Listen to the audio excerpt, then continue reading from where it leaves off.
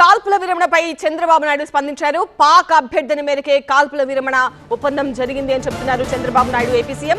ఇక ఈ నెల 12న మళ్లీ చర్చలు జరుగుతాయి. ఉగ్రవాదంపై పోరాడుతున్న కేంద్రానికి అండగా నిలవాలి, మరణించిన సైనికుల కుటుంబాలకు తోడుగా ఉందామని పిలుపునిచ్చారు ఏపీ సీఎం చంద్రబాబు నాయుడు. కాల్పుల విరమణపై స్పందించారు ఏపీ సీఎం చంద్రబాబు. పాక్ అభ్యర్థన మేరకే కాల్పుల విరమణ అంటున్నారు. ఈ నెల 12న మళ్లీ చర్చలు జరుగుతాయి.